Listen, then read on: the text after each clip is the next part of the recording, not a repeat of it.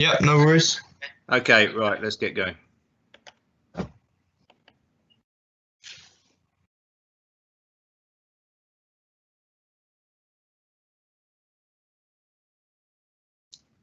Right, good afternoon, everybody. Very, very sorry for the delay. We've had a lot of trouble trying to get Belly on the call. We haven't got him on the call, but I do have him on FaceTime, so you can wave to everybody now, Belly. You're on camera, just about. What I can do is hopefully people will be able to hear Belly that way. We've also got Dan Mousley with us. Dan, you're on screen now. You can say hello. Right, there we are. Hello, everyone. Nice to have you both with us. It's fantastic to have you both with us and giving up the time. This is going to be a fantastic hour, I hope, in terms of we're going to talk less about people's careers and more about specifically about batting and building an innings. And we've got two fantastic people with us to take us through that. Belly with a career with Warwickshire for just over 20 years now, made his first class debut at 17. And Dan, you were 18, were you, last year? Yeah, I just turned 18. Just turned 18 when he made his first class debut against Essex. So hopefully, Dan, if you have half the career of Belly, then you'll be doing exceptionally well. But let's hope it's 20 years on and we'll be doing this again, Dan. Yeah. But both of these guys, exceptional experience. Dan through youth cricket to the point where he is now, and of course, Belly needs no introduction as far as his England career and Warwickshire career. And thanks for both being with us. If I just start with you, Dan, we're going to look at your last sort of 12 months, really, leading up to the World Cup and including the World Cup with the under-19s. And of course, Belly was very much part of the setup as batting coach, and that's why we've got the two of you together, really, to discuss that. Can you tell everybody a little bit about the Young Lions and under-19 process and how you got to that World Cup as a player and how you were selected? Yeah, the under-19 program started for me was last year. We went to India for like a training camp, and Bangladesh was there last winter. But I first of all got selected for that, was basically playing age group cricket, under-17 cricket for Warwickshire. I then got selected to go to Super Fours and represent the Midlands, and I got scouted from there. So then gone to the ECB Young Lions program. Okay, and the Young Lions squad is what the under-19 squad is selected from, basically. Yeah, exactly that. It's the England under-19s team, yeah. And most of the people in that sort of squad, they were either part of professional clubs staffs, or they were on the fringes of. Is that fair to say? Yeah, they're on the fringes. Yeah, only one lad was actually on the fringe of professional contract. The other 14 lads were already professionally contracted, I think, which was a little bit. What the coaches said, that doesn't always happen like that. No, but most of you were on pro staffs. Yeah. 14 of us were on a pro contract at their counties. And if I can just flip to Belly on screen, Belly. You obviously went through a similar process, 20 years ago. You were part of the England under-19 squad. And now member of staff on it in the World Cup itself. What's changed in that time? I think I look back on my time. I was lucky enough to probably play when I was about 16, 17, first of all. And I remember going away. We had I think Mike Gatting as manager, John Abrahams as coach, and the physios. We had 3 backroom staff, so it was nothing like it is now. And obviously coming in to the environment now, I think probably we had 10 backroom staff that went away. And I think the whole purpose of it was really to try and emulate what an England setup's all about. And I think that is part of the Young Lions program, is to give experiences, try and shadow, I suppose, or give young players the idea of what it's like to go on and play for England. And John Lewis, who's the head coach, tries to make sure again that everything's there. They've got the best S&C, the best psychology and everything they can do. And then I suppose the fact that we were going to a World Cup again to throw the young players into a real pressure situation on TV under an ICC wrapped ground. I thought it's changed a lot. From my World Cup that I went to, like I said, 20 odd years ago, it was nothing like that. It was still good, and we still played. I still look back and, some really good players that I played against in that World Cup that went on and had really good international careers. So you meet some good people along the way. But yeah, the standard and the backroom staff and everything that goes with Young Lions cricket now is fantastic. So you'd say it's far more player-centred in a way to try and develop the players in and through and beyond the World Cup, maybe? Yeah, it's not just about the World Cup. Obviously, we wanted to go there and win the World Cup. That's one part of it. But I suppose, again, the other side of it is development. It's giving opportunity. And I think with the Under-19 Young Lion programme, you're throwing young English players into different conditions, playing against different people from different backgrounds, and seeing how you are against the best players, around the world in your age group, which I think was my take on this winter. I thought, Dan in particular, but the group, it was a real good eye-opener to where they are now in their games and trying to kick on. And as you said, I think, these programmes isn't just for this year. It's hopefully giving the players some tools, whether that is in psychology, whether that's in S&C or batting, bowling, that will help them for the rest of their careers. And as you said, hopefully going on having a long career in professional cricket. Sure. And I think you were appointed last September time to the role of batting coach, and so you had a fair amount of time leading up to the World Cup. And I mean, obviously, I was privy to a bit of your work with Dan over the few weeks and months before you left. And I just wanted to ask both of you. We are talking about building an innings today, and what your reflections were, Dan and Belly, on your season last year, Dan. And how you worked on your game and how you had a very good season last year, particularly in the second team player of the year. And so how did you come off the season and then build towards that in terms of working on your game? So if I ask Dan first, and then Belly, you can chip in as and when. Yeah. Obviously last year I had a pretty good season. Signed my first professional contract, then playing first team cricket, which I didn't think would happen that quickly, and it did. I felt I had a really good season. After the season, it was more gearing up for white ball cricket. With Belly, we had like one-on-one sessions at Edgbaston, just gearing up to play white ball cricket. In the Under-19 team, I had a few roles. I could open the bat in middle order, bat 6-7, and finish off the innings. So we, in those few weeks before we went away to Antigua to start with and join up with the squad, we did a lot of scenario stuff regarding where we're going to bat, and then honing in those skills in different positions. So that might be, I remember Belly using one of the sidearms and coming up really hard, like getting the ball through around chest high, top of the stumps, with a newer ball. And then we do a little bit of work with, like Belly was, I'd throw some off spin. I've got a bat in the middle overs with 4 men out and manipulating the field, and doing like a little claw, like medium pacer, like testing more of the front foot. And then we did a little bit of striking as well. But all those things we did was to bat all the way through the middle, all the way through the innings. In that Under-19 programme, I batted all the way through those positions. Just to tell people who are watching that you were potentially going to bat in a number of different positions. There were a few batters who it was potentially quite clear where they might have batted. Yeah. Whereas you were in more of a flexible role, I think, weren't you? Or you weren't quite sure where you were going to bat. And you batted in different positions ultimately in the tournament itself. So yeah, that probably lent itself to you having to do some new ball work as well as some middle of the innings and sort of towards the death of the innings. Yeah, it's pretty uncertain where I would bat before we went away to Antigua, never mind at the World Cup. Like I said, there was a few positions where I was going to bat, whether that be 6-7 and bowling a few overs or batting at the top of the order. They hadn't really made their mind up on that, so I had to work on those different aspects of the game, which actually I felt put me in really good stead actually at the World Cup and going forward, because I learned how to bat in those different positions, which I think is vital as a young player. Don't just pigeonhole yourself as, okay, I'm an opening batter, because that spot's not always going to be available. So you've got to learn how to bat in different positions, whether that's opening the bat in or, like I said, 4, 5, 6, 7.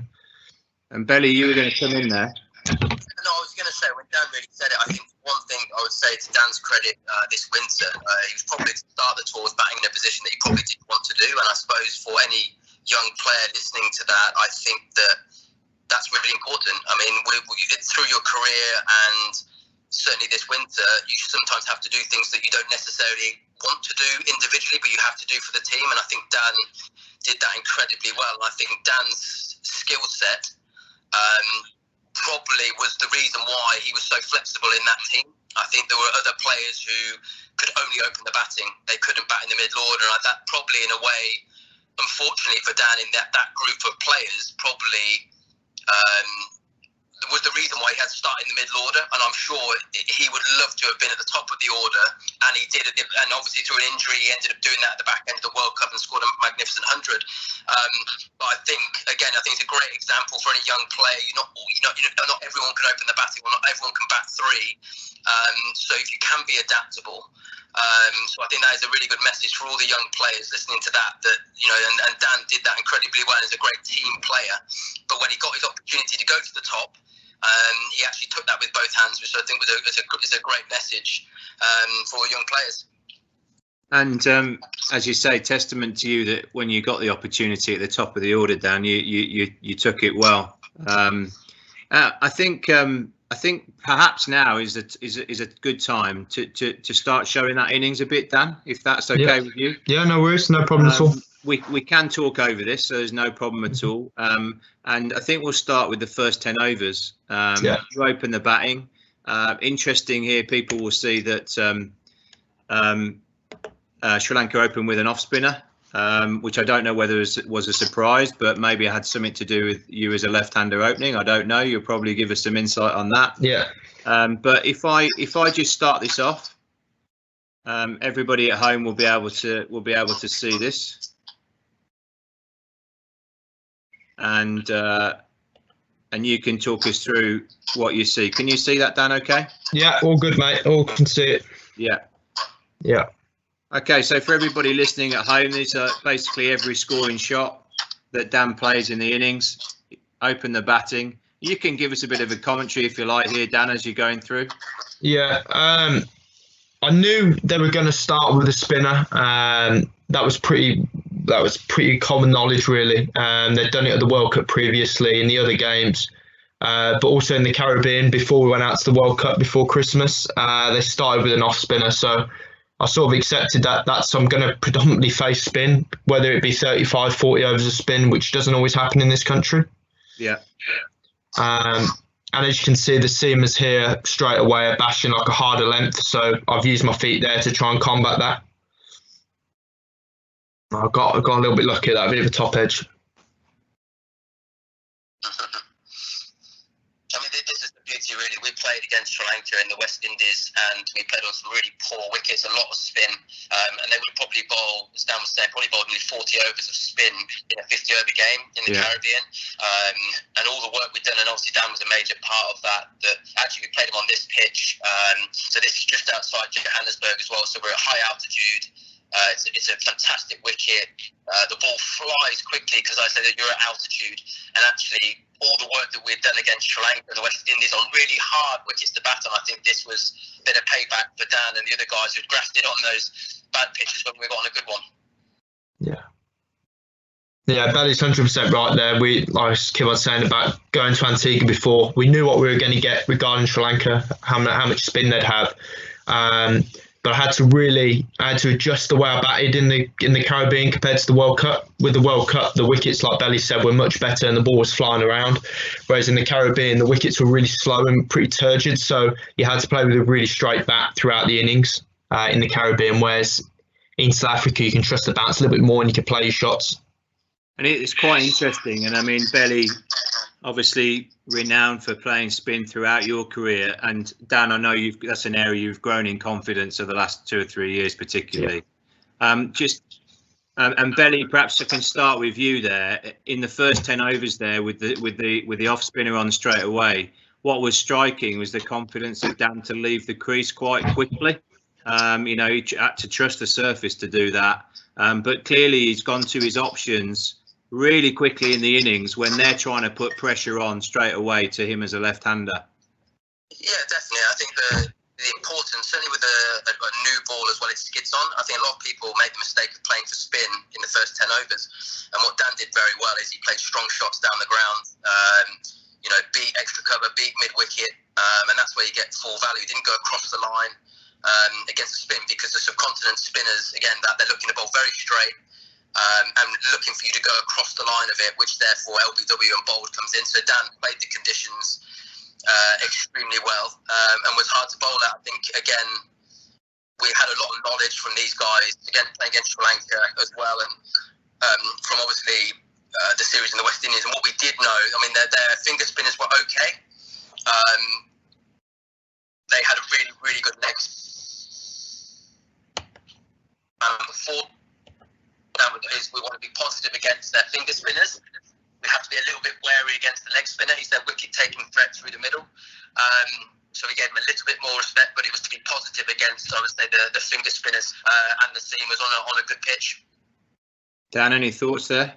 No, Belly's spot on, which we'll see later on is the leg spinner coming in. But like Belly said regarding the ball not really going to turn in the first 10 overs, I felt like using my feet, coming down the ground, knocking it to mid-on, mid-wicket was a safe option. Straight away, but I like we keep on saying regarding Antigua, we got so much knowledge from their bowlers playing in this game. It didn't feel alien to come up against a lot of spin. So yeah, I already had my game plan all sorted before I went out to bat. So it wasn't just like almost like rabbits in headlights. It was literally just, I know what I wanted to do. I was calm and I was confident in the options, and I knew how I was going to take on this attack. And I think the thing for Dan in this innings as well, because they were aware that Dan is a very, very good reverse sweeper of the ball, they already had the field adjusted and set for that strong shot. So there were so many gaps in other areas. So the pleasing thing about this innings as it goes through is planning was working and Dan stopped the name. And prior to this game, I'm sure Dan will remember, but we played against Zimbabwe and we beat them quite easily. Dan was probably up 22 off about 16 balls, playing absolutely magnificently. And with the conversation, his idea was right shot, bad execution. I was like, well, I didn't think you need to play that shot because you're striking at 120. And I think what really pleased me from a coaching point, or just from a cricket point of view, is that good players learn from mistakes. And what Dan did amazingly well in this innings is he learned from the Zimbabwe game where he was controlling the game, he was flying, and he got the same, and he learned from those mistakes, and then he went on and, like I said, produced a magnificent 100. But that's what top players do, is they learn from what's happened or errors in the past, and they put them right, and they don't make those mistakes twice. And I thought that's a great example from the game before to this game. I guess certainly against a better side in Sri Lanka as well, the way he adapted and like I said, went on and got a magnificent 100.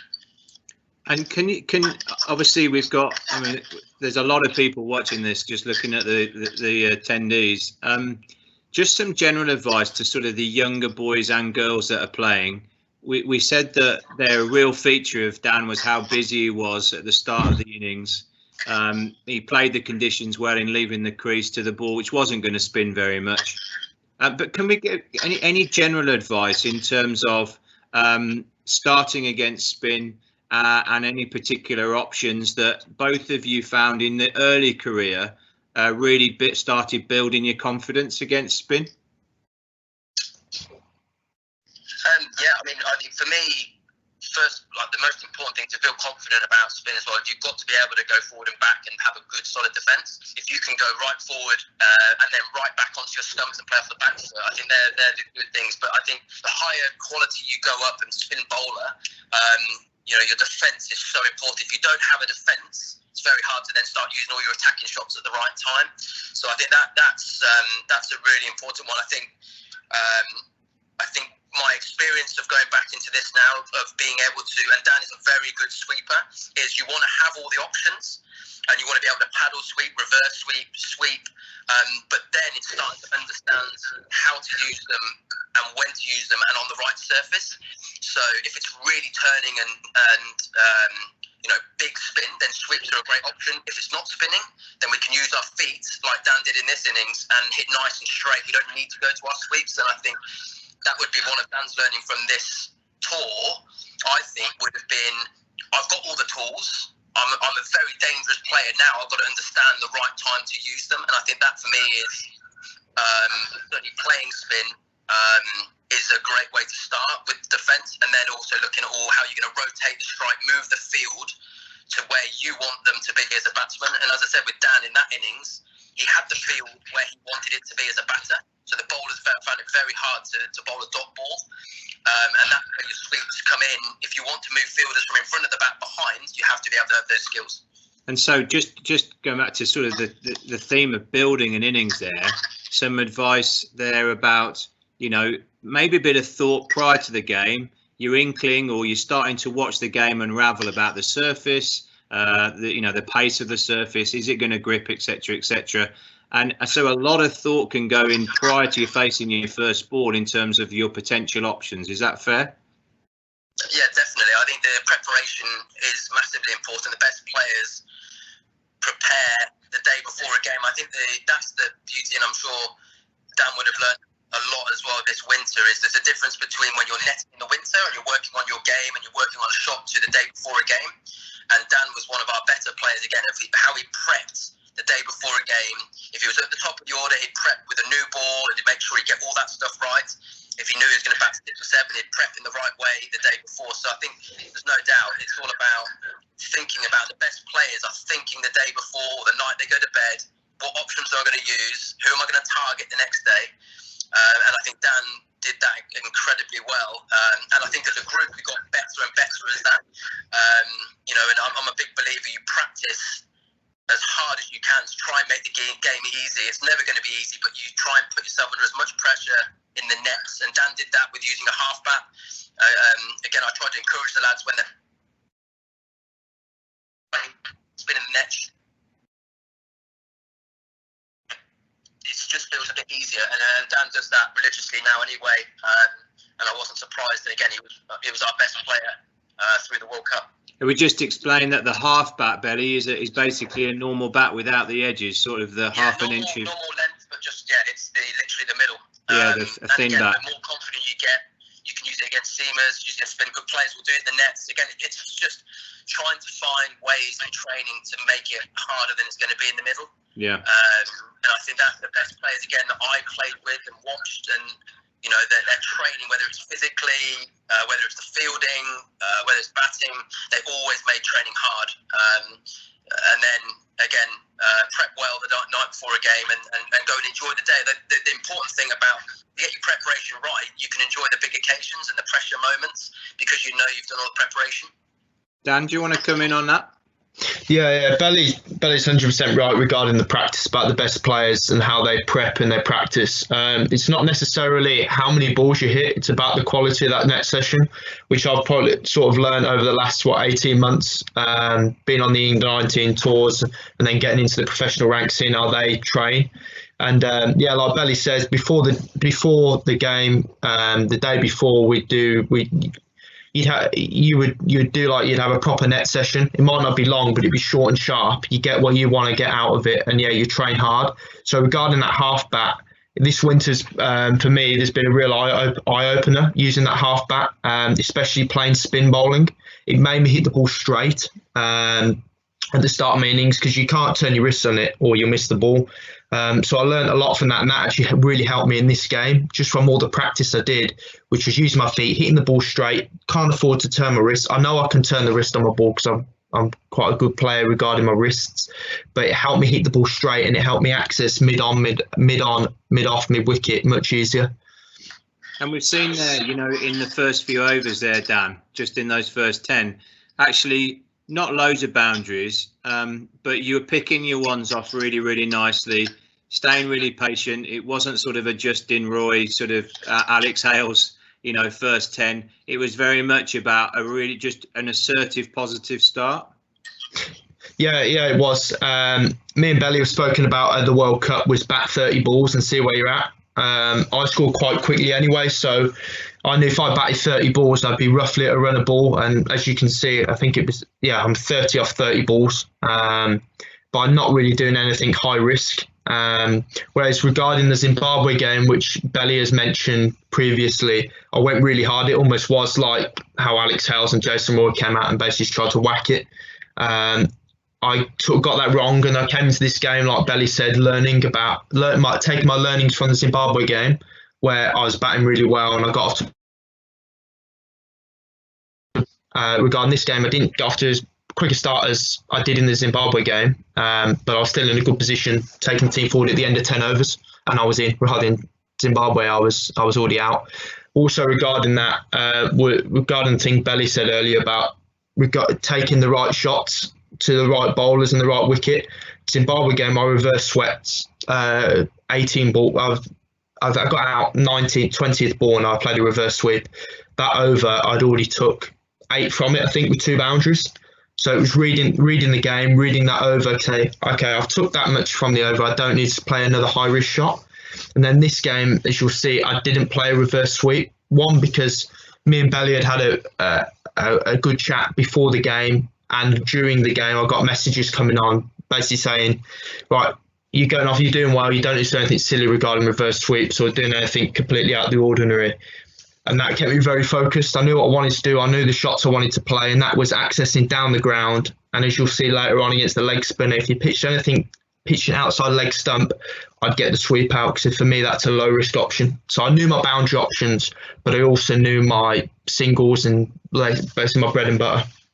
Just before we roll the video on a little bit further, I just wanted to ask both of you about, which you've both done numerous times, approaching milestones, either in the game with an innings, pressure moments in a game, or personally, approaching 50s, 100s, etc., etc. And how do you manage your mental process when you're building that innings where you're conscious that you're near maybe a personal milestone, but you've got to keep batting for the team? And you're approaching, when we roll this on, Dan, you're in your 40s now, approaching a 50, and then obviously later we'll see you getting your 100. So if I start with Belly, how did you over your career sort of manage those moments, and did you become less and less aware of them? I think you're always going to be a little bit aware of milestones when you're in the 90s or you're close to a 50. I think the thing that I learned through my career was, I always wanted to work in 5s. I literally, from when I walked out there, my only goal was to get to 5, and then the next one was to 10, then to 15, to 20, and that's all I used to do. So it really was irrelevant whether I was on 45 or 50, or my only goal was to get that next 5, and it worked for me. Certainly in 4-day cricket, it kept me in the moment, and I think that they were the things that I was, again, with Dan, was talking about not getting too far ahead. We all want 100s, but you can't get to 100 straight away. You can't do that in 2 balls. So you've got to break it down. You've got to go to small parts along the way of your innings, and you build it. You go through the gears. Sometimes you have to go up and down, but it is about staying in that moment.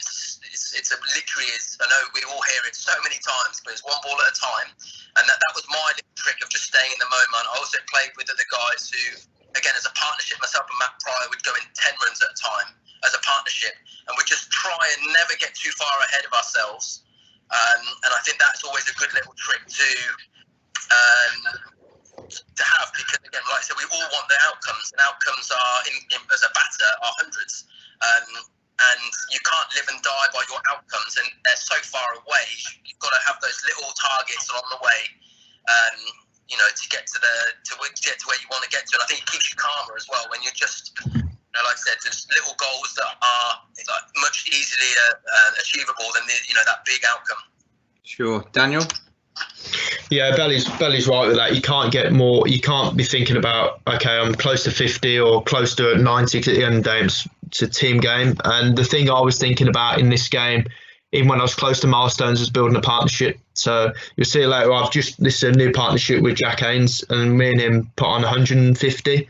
And me and him together, we were basically saying, let's just build a partnership. Like Belly says, let's get to 10, let's get to 20, and really get the partnership going. Because at the end of the day, once you get a partnership going, it becomes much easier to bat. The scoreboard ticks along much quicker, and also your personal score, if you want to look at it like that, will also you'll end up getting more runs.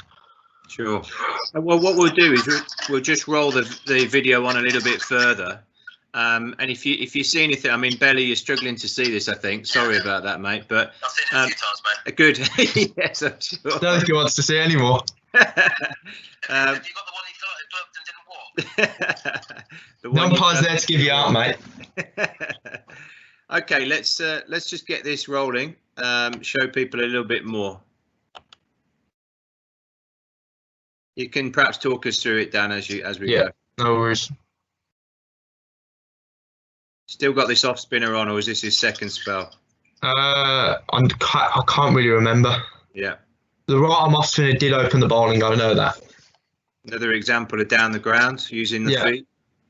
And I've had to work really hard on that, using my feet down the ground, and that's like even going through the academy with you, Paul. You'd have seen me developing my game playing spin, but also especially over the last 12 months, being in these environments like using the half bat, it's really helped my confidence coming down the ground and either hitting it along the ground but also hitting it over the top.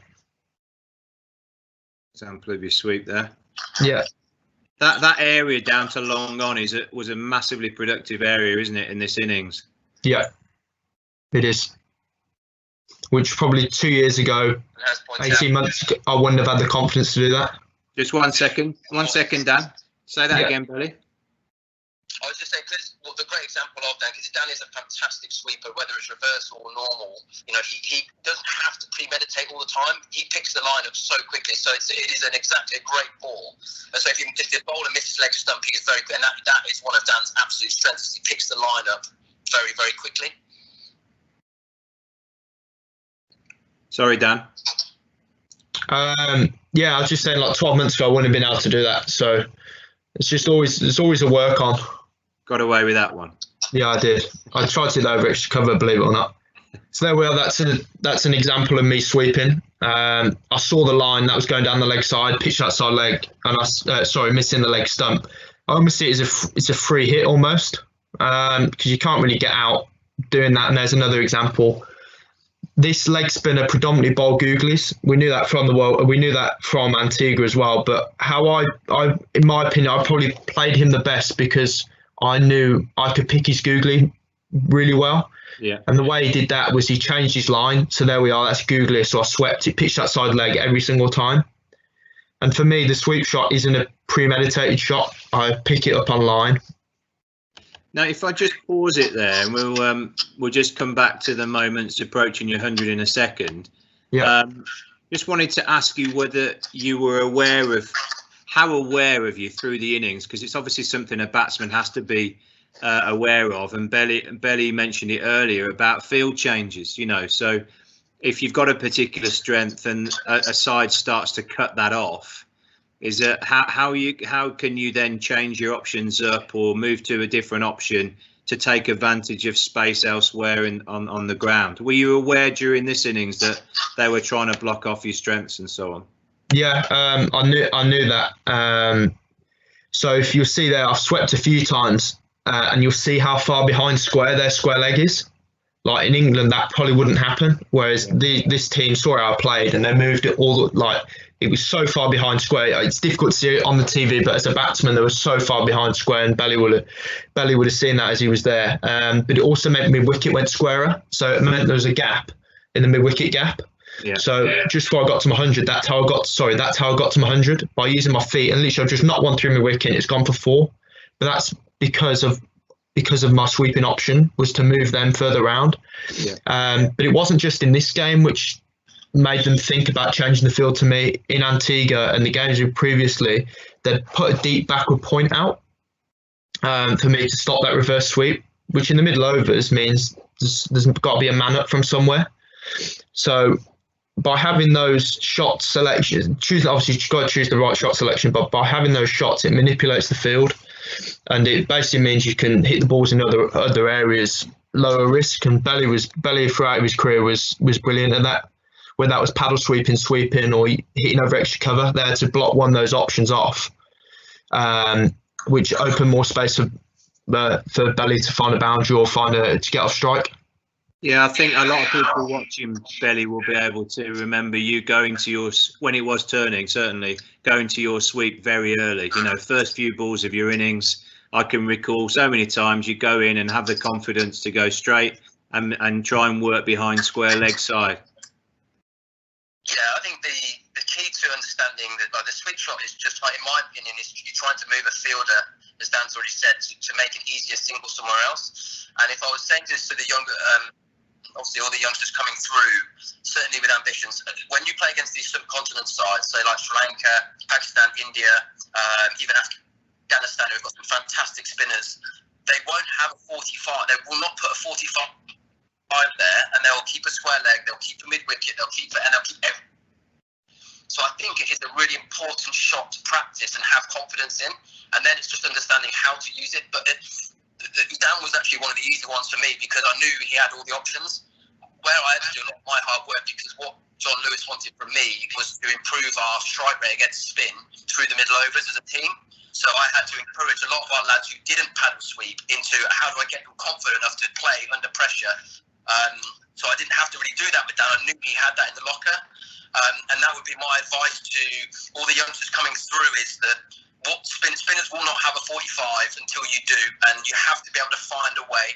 And Dan will tell you through the summer, which obviously I wasn't with the 19s, is they had a great obviously against India and Bangladesh, and again the lads didn't sweep, so all they'd be doing is those ones that Dan's hitting beautifully through mid wicket, because he's got the field where he wants, we're just going to fielders.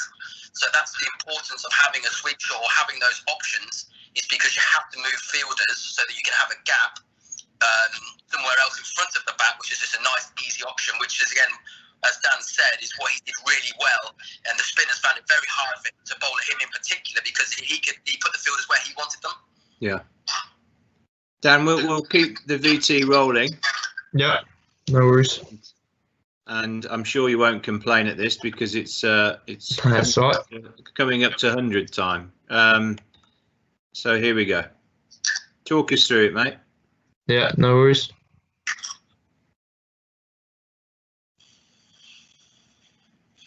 That must have been your most productive area all innings. Yeah, through mid on, 100%. It was a low risk option. And there we are, sweeping, balls pitched outside leg, free shot. On for 4. Yeah, mid on was my most productive area, just playing low risk cricket, basically just knocking it down through mid on, mid off for 1 every single time. Which when as a bowler as well, when your best ball's going for 1 and your bad ball's going for a boundary, that becomes really frustrating, but also means the scoreboard ticks along a little bit quicker. There we are. And that's your 100. There it is. And you, there's still 15 overs left to bat here, Dan. Yeah. So I'll stop it there and come back to you. No problem. In terms of, let me just get you back on screen. Sorry. No worries. And Belly can obviously chip in as well. You've got to a personal milestone. You're obviously elated. You know, you're feeling proud. You know, your first England 100, etc., etc. Now we've got 15 overs left to bat. Yeah. You know, you've got to get your mind back on the job in hand. We see so many times, and I'd welcome Belly's view on this as well. There seems to be so many occasions where people get to 100 and get out very quickly after the 100, whereby something psychologically has changed. Mm-hmm. Any views on that innings in particular? Yeah, nothing really changed after I got 100. I didn't score as quick as I wanted to, but that wasn't from me not trying. I wasn't like, okay, I can basically go and have a swing now. I was just basically trying to get to the last. I was trying to get into power play 3, which me and Belly and the team spoke about to me individually a lot. Was just get us to power play 3, be there at the end, because I know I'd back myself to hit the ball wherever I want to, like 360 degrees. So I knew if I got to, I got 100. So okay, well done. But what can make that even better is, can I be there at the end and get us up to 300 plus? And being batting in the last 10 was what I've been told I should be doing all the way through the World Cup and previous. Because I knew I could put this bowling attack under a lot of pressure in that last 10 overs. So for me, my job wasn't done. In the end, I only got 11 more, but my intentions were, okay, I'm going to be here at the end, and I'm going to try and put us up to a really, really good score. I knew my job wasn't done. And Benny, thoughts on that? Yeah, well, I think there's 2 things really. I think what you don't get from there, I mean, that was a hot day. It's altitude. So if you want to bat 50 overs, you have to be physically fit. And I think that's when you see guys getting 170, 180 in the England side now, that comes down to a lot of hard work and graft that goes on away from cricket. And if you want to do that, and again, Dan, he would be the only one to tell you how he felt at that point physically. I'd say that's probably one area, because if you're not physically in the right spot there and you're tired, then you're going to make slightly more errors.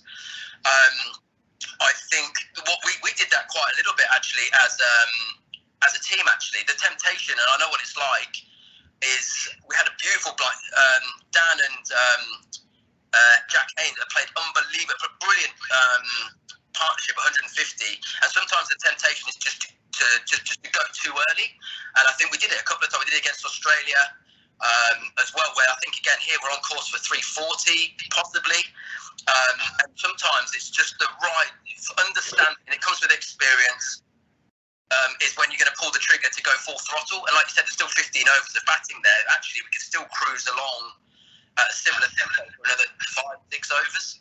And whether again, and we did it a little bit in other games as well, we still ended up getting very good scores. It's just understanding the right time to pull the trigger and then start trying to go, like I said, going at 10 and over.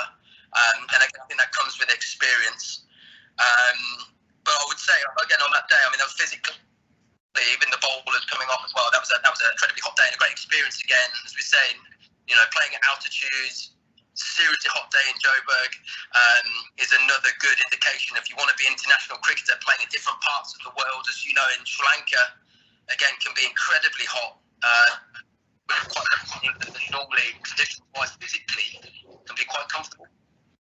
And just touching on one of those points there in terms of the conditions, Dan. You talked about the wickets out there. You had a bit of an advantage in playing on that ground a few times, did you not?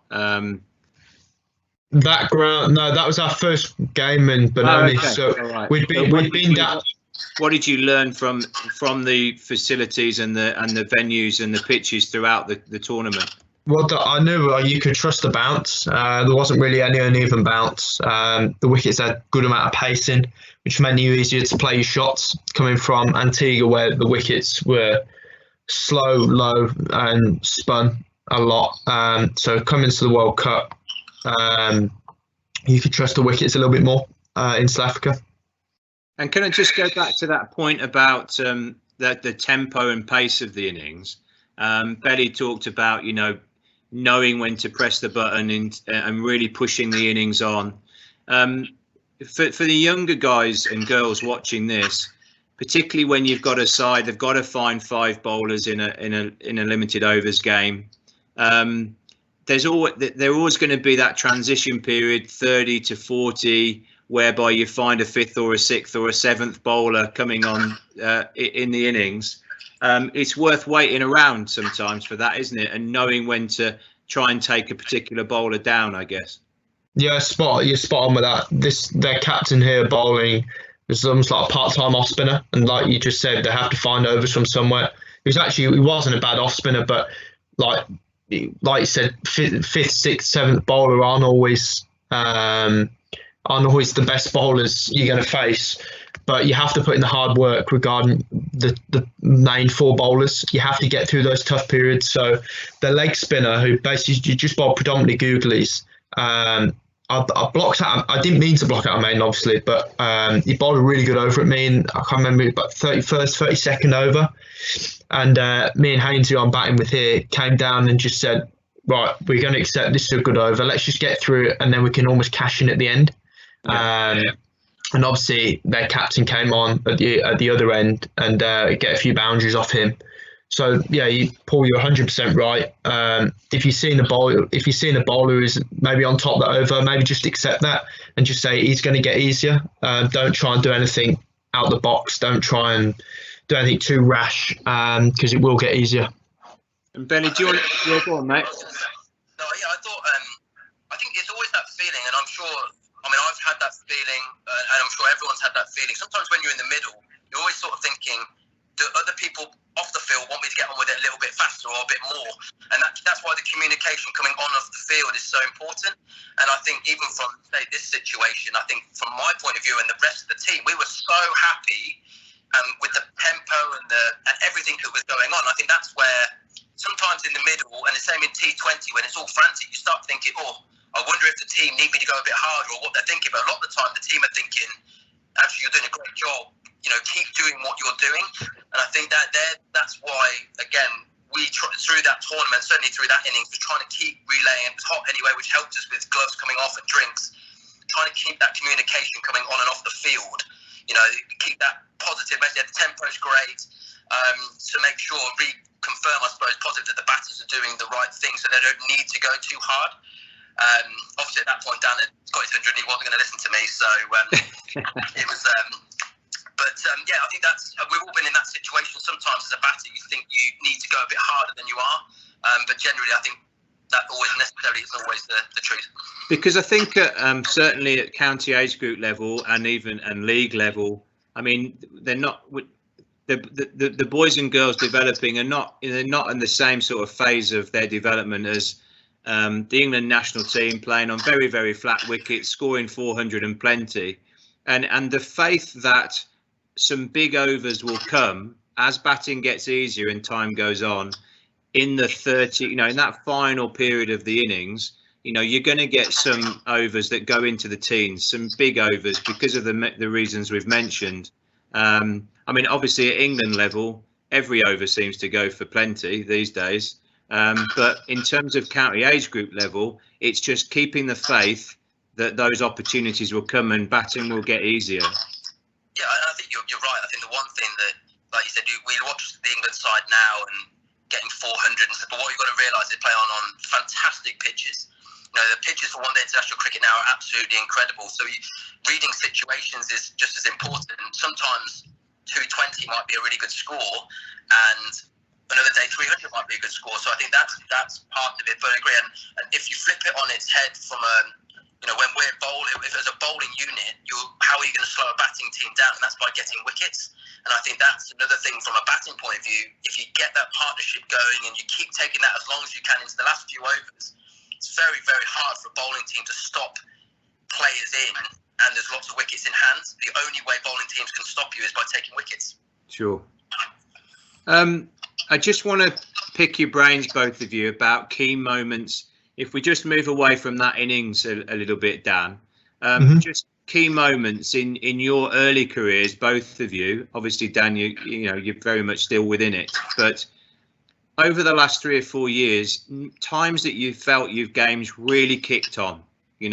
Was it about you building confidence with certain options against spin or pace? Was it a particular innings that you thought, oh, hang on a minute, something's clicked here? That was really effective there, and your game sort of just moved on. Can you reflect on anything in recent times where you felt that your game's kicked on, and why? I think a few things. Probably in the last 2 years, my game has basically gone like that.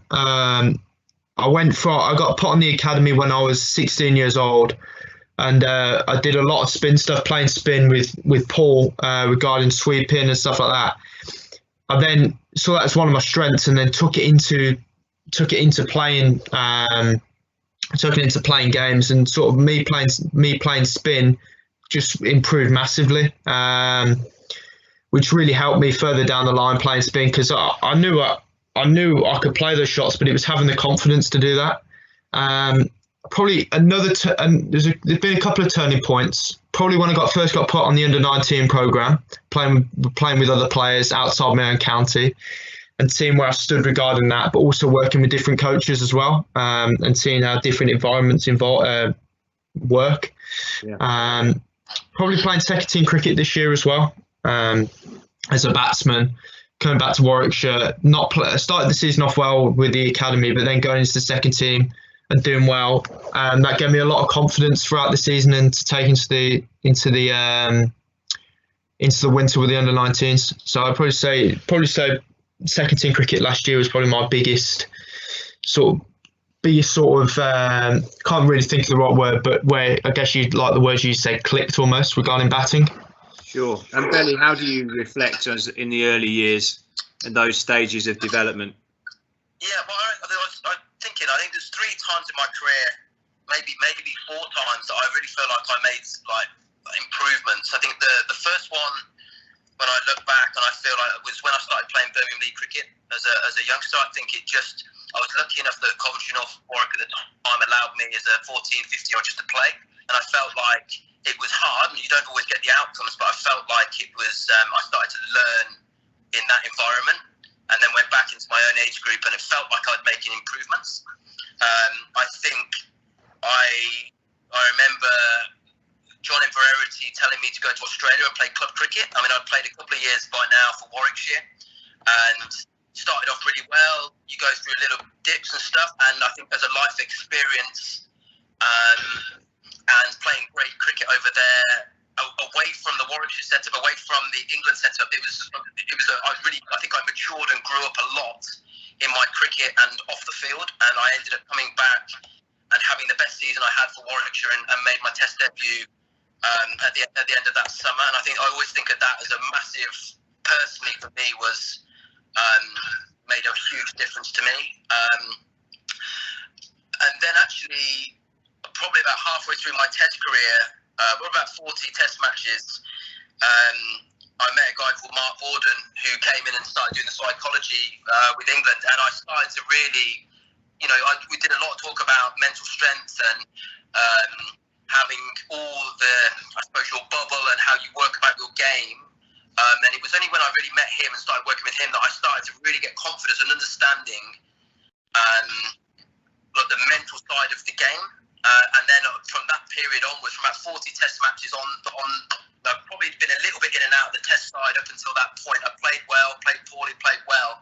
And then I went from that period and was a lot more consistent through my career off the back of that relationship with him, and just understanding, like I said, how the mind works to go with my talent and my technique. I became a better player. And so I guess that's an example, Belly, of once you get to a certain threshold in terms of your skill level, and a certain level, I guess, in the game, the rest is about, the options you take, how you manage those little sort of tight moments in matches. It's all about what's between your ears, I guess. Yeah, definitely. I think at the international level, obviously everyone's a fine player. The difference between the best ones is, I would say, is the mental side of the game. If I took probably Alistair Cook, for example, in my team, technically or ability-wise was not the best player, but he had the best mind. He knew how to play, or certainly stuck to his basics and how to play the situation very well, and obviously very calm. But without a shadow of a doubt, I think that, if you can add that and you can understand it and understand, I think that was the biggest thing for me, actually. He started to nearly, when you're waiting to bat and you're nervous and you sort of start thinking, I must be the only one feeling this, but I think he started to make me understand that actually that's just normal. That's just a human being feeling, and actually started to, okay, that's fine, and then started to talking about the positive things you want to do when you go out back. How am I going to go out and play today? And really reinforcing the positive messages in your own mind before you go out and bat, because obviously your mind plays tricks with you about, he's a good bowler, he's not a good bowler, I don't like this pitch, and I think, as soon as you start understanding those things, and actually you go out and, like I said, always take that positive option.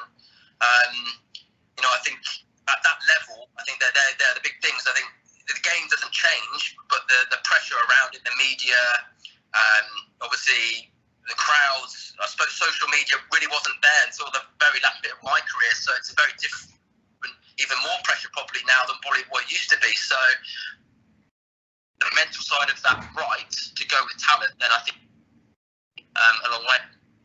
Dan, if you just come back to you in terms of that mental approach, and sometimes, and you're increasingly now facing bowlers that get it up around your ear holes, and the higher the level, the greater that potential is, and I guess the more fear potentially that you feel.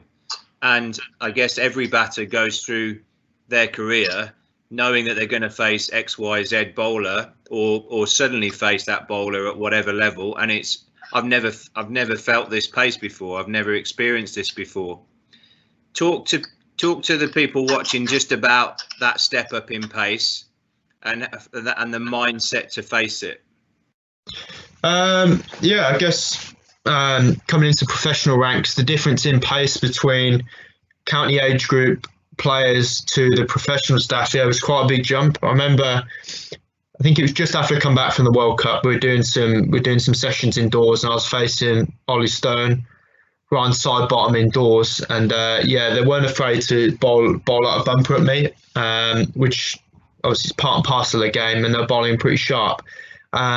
But how I dealt with that, because the first few balls, you're like, okay, that is quick, but you have to quickly adapt. You've got to quickly reassess and say, okay, how am I going to best score runs against this bowling attack? So for me, I just tried to stay as calm as I possibly could and try and stay as still as I could. Because I found the more nervous I got, the more my footwork moved and more my head moved, which actually put me in a worse position. So for me, it was just taking a step back and just saying, okay, how am I going to score? But the way I am going to do it is by staying calm. And the calmer I am, the stiller I stand, and the better the outcome will be. And I remember walking out that net knowing that, okay, that was tough. That was really hard practice for me indoors at Edgbaston, but I got a lot from that, which was, yeah, I can face that pace of bowling. It doesn't faze me. I know how I'm going to score against it. And like I say, coming away from that session gives you a lot of confidence, knowing that you can do it. And Belly, do you get to a stage, 20 years of facing the quickest bowlers in the world, where you become comfortable with the uncomfortable?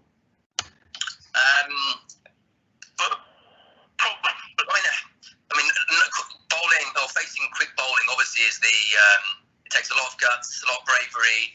And again, I think Dan sort of touched on it a little bit, and the only way to get there is how you train, and you have to put yourself through that. And I think, even speaking to Graham Thorpe, who's obviously lead England batting coach, his big thing is can you play extreme pace and can play extreme spin? If you start working on those principles when you're young, and I think we did that really well. I think we were lucky with Neil Appleby. And we did a lot of work on playing spin, and then Steve Rouse used to pepper us with the short ball constantly. So we very much were doing the extremes, and I think the bits in the middle you'll figure out and you'll get. But yeah, that's what it's about. And Dan said it. I think what you need to be able to do when it's pace, and what I was trying to say is trust yourself. Is trust your ability to react. Don't overthink the bouncer. Don't overthink what the bowler's going to try and do. Is trust yourself that you're good enough, and you've done it since you were 10 years old to react to what's going to come down. And I think that was my trick when I played the guys who were the quickest at the time, was to believe that whatever comes down, you'll react and not try and premeditate what they're thinking or what they're going to do. And this was actually going to be my final topic, actually, Belly, the premeditation. And when that can be useful in terms of having a number of predeterminants, and when it can be obviously a problem when you sort of take the wrong option because you thought yourself into it. Can you just talk us through how you manage that in your career and times when you did and you didn't? Yeah, I mean, if I was to break it up, 4-day cricket, it would always be about reacting to what's coming down. I would never try and premeditate what's going on. I think that's when, if I did start doing that, that's when I got in trouble, or if I was overconfident. So I think that, that's the important thing. Is for me, one of my key thing was, work hard in my preparation. When I get out to the middle for a game, right, go and enjoy it, go and show off, and react to what's going to come down. And I think that were my key principles about playing. But on the flip side, obviously with T20 now, you have to have premeditated options. You need to have 2 or 3 boundary options. As we've talked about, bowlers, even now, even through the 19s, we were doing so much, video footage of opposition teams who were doing exactly the same on these lads. So they'd know their strengths. So you have to be able to premeditate at times in the shorter format. And I think that's part and parcel. And you need to have 2 or 3 options in your mind that wherever that ball comes, I need to be able to get those boundaries. If you don't have that, it can be quite tricky. But I'm still a big believer that, again, trusting yourself and reacting to what comes down is the best way to play. But when we get to the back end of an innings, yeah, you have to be a little bit predetermined. And as I said, there's times when I think you can paddle sweep because you know the field and you're trying to move the field around, and that would be the only reason why I would probably, and through my career, I probably would, predetermine or, premeditate a sweep shot. But there was often the only reason was to move the field to where I wanted to, so that I could go back and just play with a nice straight bat. And I guess it's just going back to that old adage, almost, the boys and girls would have heard this a lot of picking length, really, really good at picking length. And what does that mean to you? Well, picking length, again, we talked a little bit about obviously playing spin. The quicker you pick length, I think the quicker you can then move in or away from it. And I think that's the thing for me.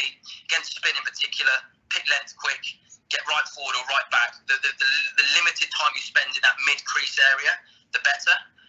And that's why in practice you're always trying to make those movements as big as you possibly can. But yeah, picking length, the best players pick length really early.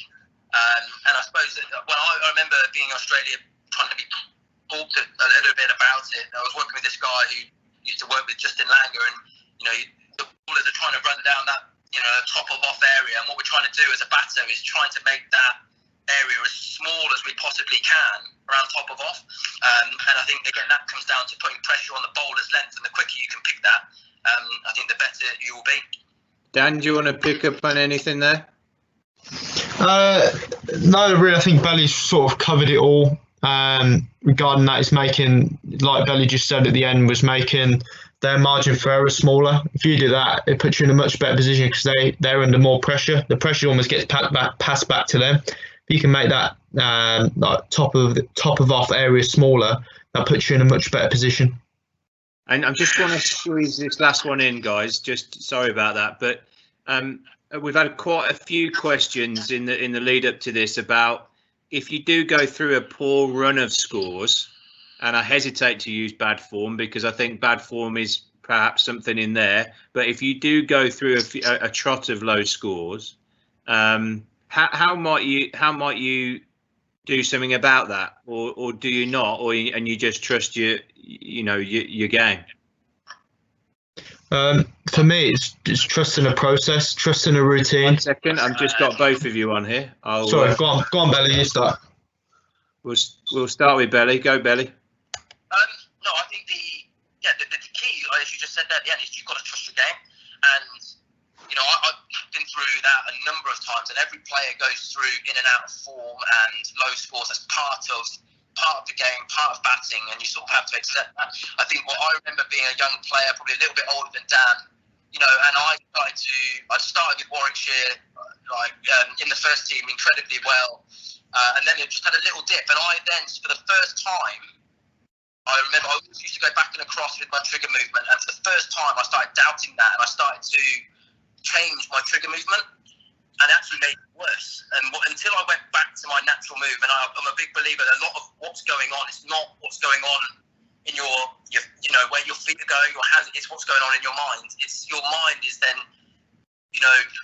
playing a little few tricks with you, and it's trying to understand that you have to force yourself to be positive. And I think the older you get, it becomes a bit easier because you're a bit like, well, you're trying, certainly from I try and flip it around. I've got my kids now. And you try and see the bigger picture than all of it, and try and take the pressure off of it.